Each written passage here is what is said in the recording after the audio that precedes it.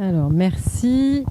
Du coup, comme pour rebondir un peu sur ce que vient de dire Fabrice, effectivement, la méthanisation aujourd'hui, on est allé regarder avec le programme Méta 3G. Alors, globalement, ce programme-là, il a fait le constat, c'est un peu ce qui vient juste d'être dit, c'est qu'il y a eu une première génération de méthaniseurs qui s'est développée fin des années 2000, avec une valorisation vraiment basée sur les effluents d'élevage, dans lequel on recyclait des déchets du territoire dans une logique d'économie de fertilisants. Première génération, méthalae, des résultats plutôt intéressants. Deuxième génération de méthaniseurs, la génération dans laquelle on est aujourd'hui, une vocation vraiment énergétique, portée par des politiques énergétiques, et dans lequel la méthanisation est un service pour produire de l'énergie, et l'agriculture produit de l'énergie. Et on s'est posé la question avec ce projet-là, c'est est-ce qu'il n'existe pas déjà sur le terrain des innovations, des agriculteurs qui ont déjà des pratiques qui recherchent à maximiser, alors je vais envoyer un autre, on va dire gros mot, les services écosystémiques, donc globalement les enjeux environnementaux qui cherchent en produisant de l'énergie à maximiser les bénéfices environnementaux et agronomiques qui peuvent tirer de la méthanisation. Donc pour faire ce travail-là, on a travaillé avec des groupes d'étudiants de l'Institut Agro-Rennes-Angers, de l'ENSAIA de Nancy, qui sont allés questionner des agriculteurs, qui sont allés caractériser leurs itinéraires culturaux, qui sont allés regarder chez eux qu'est-ce que ça pouvait signifier une innovation agronomique et comment ils avaient pu bénéficier de la méthanisation pour y arriver. Et puis en parallèle de ça, on a aussi fait phosphorer les chercheurs du projet et puis des agriculteurs méthaniseurs de l'association des méthaniseurs de France pour essayer d'identifier un petit peu qu'est-ce qu'on pouvait trouver à ce jour déjà pratiqué chez des méthaniseurs. Donc c'est pas forcément une photo de la majorité de ce qui se passe, comme on l'a dit, mais c'est des choses qui existent déjà. Donc ça veut dire que si elle est pratiquée par certains, ils y trouvent leur compte et il va falloir trouver, au-delà des politiques publiques qui peuvent orienter certaines choses de par les incitations notamment financières, de par les réglementations, donc que ce soit les bénéfices ou les contraintes, mais aussi de raconter des belles histoires pour donner envie à d'autres agriculteurs, à des conseillers de partir vers des pratiques plus innovantes. Alors voici une liste un petit peu fourre-tout de pratiques que on a commencé à nous citer et puis après on est allé ces étudiants-là sont allés enquêter chez certains, puis on en a questionné d'autres en les faisant témoigner. J'en cite quelques-unes et puis on va zoomer un tout petit peu. Il y a des choses très simples pour aller rechercher. Alors si je fais ça, oui, ça marche. Pour aller rechercher l'optimisation des apports de digesta et la réduction de l'engrais, de l'utilisation des engrais minéraux. L'objectif étant de limiter les impacts de lixiviation des nitrates. Mais on a des pratiques qui sont aujourd'hui pas encore forcément développées, mais que finalement on commence à voir valoriser l'herbe de prairie permanente pour pouvoir alimenter un méthaniseur. Et le méthaniseur, il vient là finalement comme voie complémentaire dans des contextes des prises, d'élevage qui diminue. Et le méthaniseur peut être là aussi pour servir de valorisation. Donc c'est des exemples qu'on a vus sur le terrain. Et puis il y a beaucoup de choses qui tournent autour, effectivement, il y a un gros enjeu parce que dans la méthanisation deuxième génération, c'est vraiment, et puis les prospectives que nous a montré aussi Fabrice tout à l'heure, il y a dans les gisements qui restent à valoriser, les effluents d'élevage d'une part sont encore une grosse source potentielle de biogaz et de biométhane, mais la grosse source ce sont les cultures intermédiaires à vocation énergétique. Et donc si effectivement on vient juste implanter une seigle entre un blé et un maïs et qu'on intensifie ces pratiques-là sans aucune préconisation, on va arriver à des aspects négatifs plus importants que les effets positifs. Et pour autant, il y a sur le terrain des agriculteurs qui vont aller vers des pratiques qui vont se rapprocher de l'agriculture de conservation des sols. On a une synergie importante, et je vais en parler tout à l'heure, de sursemis, de semis de cives dans des céréales, de semis de cives dans la luzerne et de synergie entre cives et la luzerne. pour des enjeux agronomiques, mais derrière, on va avoir un intérêt, on en parlera tout à l'heure, sur la recherche de l'autonomie azotée, qui est aussi un grand défi qui nous attend pour demain. Et puis, les impacts environnementaux sont parfois antagonistes, et c'est quelque chose qui nous a aussi beaucoup été cité par les agriculteurs. Un des gros points de vigilance, c'est effectivement la volatilisation de l'ammoniac, parce que le digestat étant basique, plus riche en azote ammoniacal, il y a un risque plus important que l'azote se volatilise. Malgré tout, les agriculteurs méthaniseurs ont mis en place utilisent des systèmes d'épandage qui sont globalement plus performants que, on va dire, la moyenne des agriculteurs. Et puis d'autres vont essayer d'aller jouer vraiment, parce que c'est un gros enjeu aussi économique pour eux de pas perdre l'azote, et c'est aussi vraiment une recherche. Et il y a vraiment un souci, moi, chez tous les agriculteurs méthaniseurs que je côtoie, de vraiment utiliser le digestat et de vraiment d'optimiser sa valorisation. Et donc derrière, ils vont essayer d'aller finalement tester des épandages en automne qui pourraient potentiellement être contraires à ce qu'on recherche pour limiter la lexivation des nitrates. Donc il y a des fois des enjeux qui peuvent être antagonistes, et comment arriver à concilier les deux, c'est aussi un des enjeux, de demain, parce que les politiques, notamment la directive nitrate, qui va réduire fortement les périodes d'épandage et qui va les concentrer au printemps, à la période où les risques de volatilisation sont les plus importants. Donc c'est vraiment des enjeux qui sont importants. Et puis il y a beaucoup de choses sur une double valorisation de fourrage, et puis une culture des techniques de travail du sol simplifiées pour la protection de la fertilité des sols, dont il va être question tout à l'heure. Alors, on a essayé de zoomer un petit peu on va dire en gros paquets qui vont faire l'objet de 4 livrets. Donc tout ce qui est autour de la valorisation de prairies et de cultures pérennes, y compris de cultures pérennes type légumineuses, type luzerne. La production de cives multiservices, alors qu'on a pu entendre parler de CIMS, culture intermédiaire multiservices. C'est bien l'objectif de ne pas rechercher que l'enjeu énergétique et que l'intérêt énergétique des cives, à condition d'accepter de ne pas rechercher que l'énergie, et donc d'avoir on va dire que le moteur de choix de ces pratiques soit agronomique et pas énergétique. Et ça pose une petite question aussi sur demain, les projets de demain.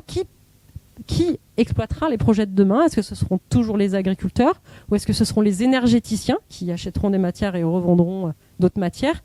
Et la question, elle est du coup, elle est pas pareille si on se pose cette question de cette façon.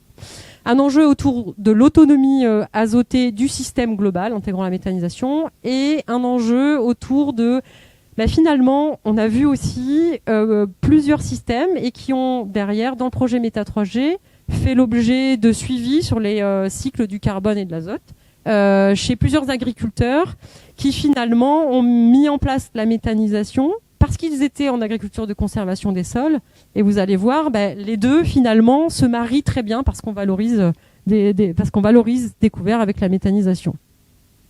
Alors, un premier zoom sur la valorisation des prairies. Alors, le principal frein finalement, il va être, on va assez facilement se dire, oui, mais j'ai une surface donnée, donc à surface donnée, je cherche à maximiser la production énergétique, et on se dit qu'avec un maïs à 15 tonnes de matière sèche, on va faire plus effectivement qu'une prairie. Alors on s'est questionné en se disant, on a regardé un petit peu le coût de production entre un maïs ensilage, un ensilage de cives, en faisant varier un petit peu les rendements, 11, 15 tonnes de matière sèche, une ensilage de cives à 6 ou 10 tonnes de matière sèche. Quand vous faites une cive à 6 tonnes de matière sèche, c'est une cive que vous allez produire, donc que vous allez fertiliser à dose raisonnée, 20 mètres cubes de digestat par hectare, mais sur laquelle vous allez avoir un enjeu de ne pas décaler la date de récolte et de ne pas surtout décaler la date d'implantation de votre culture fourragère.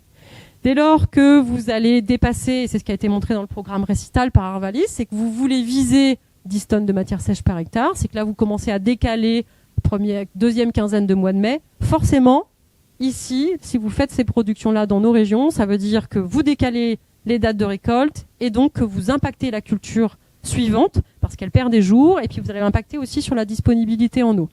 Ce qui veut dire que dans le calcul, sur cette colonne-là, on a pris en compte 10% de perte de rendement sur la culture principale. On a regardé aussi dans un contexte en se questionnant si à la place du maïs, on fait de l'herbe pour produire, imaginons une région où l'élevage disparaît, pour produire pour le méthaniseur. Pareil, en faisant varier les rendements. Et puis une situation qu'on voit un petit peu plus sur le terrain, c'est finalement la méthanisation, elle est là au service pour valoriser une prairie permanente qui est là pour des enjeux environnementaux, sur des zones de fond de vallée, des zones humides, ou parce que ce sont des petites parcelles difficilement exploitables ou sur lesquelles on ne va pas aller faire de céréales. Si on regarde juste le coût de production, donc on a pris les charges d'implantation, de récolte, on a regardé l'énergie que ça produit en faisant varier les potentiels méthanogènes. Plus la cive vous la récoltez tard, plus vous baissez son rendement méthanogène. Et au final, qu'est-ce que ça donne ? En fait, on se rend compte que effectivement, le rendement joue beaucoup. Donc, une cive qui produit beaucoup, finalement, elle reste très intéressante et elle est plus intéressante que le maïs parce que le maïs, ça reste cher à produire. Néanmoins, faire une fauche de prairie permanente avec de faibles coûts, ça reste quand même très compétitif. Et d'ailleurs, c'est ce qu'on voit sur le terrain. On a eu plusieurs témoignages d'agriculteurs qui font comme ça. Dans le livret, on va un petit peu plus loin parce qu'on regarde aussi, parce que là on regarde juste des coûts de production. L'idée c'est aussi d'aller regarder comment évolue la marge nette à l'hectare, semi-nette, quasiment, la marge nette à l'hectare de l'ensemble de la succession. Parce que là où la prairie va être intéressante et là où la luzerne va l'être également, c'est qu'en fait elle va apporter des services aussi avec son effet précédent pour apporter de l'azote, ce que l'on ne va pas avoir dans une rotation où on a maïs, blé, cive, une rotation céréalière. Et là, on a des choses intéressantes. Donc ça, c'est des choses qui sont en cours et qui seront produites par les résultats du projet dans les livrets au cours du mois de novembre. On est allé regarder aussi, je vais aller un petit peu plus vite, comment on peut concilier méthanisation et agriculture de conservation des sols. Alors là, c'est un premier exemple où vous partez ici, en fait, le principe, les piliers de l'agriculture de conservation des sols, c'est l'allongement des rotations, la diversification des cultures et des types de cultures, l'alternance aussi des types de cultures entre printemps et hiver, et puis la limitation du travail du sol et la couverture permanente. Et dans ces systèmes-là, au final, donc vous avez des semis directs, vous avez du strip-till. Dans ces systèmes-là, finalement, la méthanisation, elle s'insère. Donc là, on a fait plusieurs exemples en système bovin, en système porcin et en système céréalier. Et finalement, la méthanisation, elle permet de maximiser les couverts et d'apporter une valorisation énergétique aux couverts, ce qu'on va chercher aussi à maximiser pour la fertilité, du sol. Donc un petit exemple, finalement, en termes de témoignage, au GAEC Via Lactea, qui est dans le Maine-et-Loire, ils sont en ACS depuis une quinzaine d'années. Les rendements en maïs ont certes diminué, mais finalement, ils font 5 ou 6 tonnes de matière sèche en plus pour les cives qui vont dans le méthaniseur. C'est un petit méthaniseur en cogénération. Malgré les potentiels, le point de vigilance, forcément, lorsqu'il n'y a pas de travail du sol, c'est le recours aux produits phytosanitaires pour détruire les couverts. Ici, finalement, il y a une légère diminution des phytos de par l'effet bénéfique, parce que c'est aussi les effets sont multiples, et la diminution des phytos chez eux, finalement, elle a été permise par l'amélioration de la fertilité de leur sol. Donc, voilà. Je continue dans les différents témoignages qu'on est allé chercher. Donc je précise que c'est bien des situations, des exemples, des témoignages sur ce qu'il est possible de faire et finalement comment la méthanisation, elle peut rentrer en synergie avec ces pratiques-là pour mettre en lumière et donner envie, on va dire, à d'autres agriculteurs demain de faire pareil. Donc ce qu'on est allé regarder, des agriculteurs qui sèment finalement 2 cives, une cive d'été et une cive d'hiver, potentiellement avec ici des couverts qui peuvent aussi, suivant les années, rester au sol. Parce que un des principaux aussi enjeux avec les cives, c'est de continuer à pouvoir nourrir le sol avec la matière organique fraîche et pas forcément uniquement par le retour au sol du digestat. Une chose qu'on a vu beaucoup plusieurs témoignages, notamment chez des agriculteurs bio, en Île-de-France ou dans la région Ouest, des céréaliers qui sont passés au bio, qui ont mis en place de la luzerne pour aller rechercher l'azote apporté par la luzerne. Et la problématique de la culture de luzerne en bio, c'est la maîtrise du salissement, notamment pour les premières coupes. Et donc ces agriculteurs-là, ils sont allés semer finalement une cive dans la luzerne, alors au premier ou au deuxième hiver, suivant les cas de figure. Là, ici, dans l'exemple, on a 3 cives. Et cette cive qui pousse en hiver, finalement, elle est récoltée pour le méthaniseur. Donc là, la luzerne étant une culture pérenne, on va avoir un mélange entre de la luzerne et de la cive. Celle-ci, elle est valorisée par le méthaniseur. Et derrière, la luzerne, les coupes de la deuxième, la troisième coupe de luzerne, elle bénéficie finalement de la première coupe. Elle est plus propre, c'est-à-dire plus pure. Et donc, lorsqu'on a un contrat de vente de luzerne à une usine de déshydratation, c'est important. Et puis, elle va bénéficier aussi du travail du sol qui est fait pour la cive. Donc, ceux qui pratiquent ça aujourd'hui, ils sont plusieurs, et ils voient le gros intérêt, notamment pour produire de la luzerne biologique, en agriculture biologique. Et puis quelque chose qu'on est allé regarder aussi, le semis simultané d'une cive et d'une prairie. On est toujours dans la recherche finalement de pratiques finalement qui vont optimiser les services, les bénéfices sur la fertilité des sols, la fertilité de l'eau, et sur notamment les risques de lixiviation. Il y a des suivis qui sont faits chez 3 agriculteurs qui sont en agriculture de conservation des sols, qui utilisent du digesta, et ces suivis sont en cours. Voilà. Donc vous allez retrouver ces différentes pratiques avec leurs impacts environnementaux et puis économiques sur les cultures pérennes à partir de mi-novembre. Donc on n'est pas en mesure de vous les fournir aujourd'hui, mais ils seront disponibles sur notre site et puis on les diffusera. Voilà.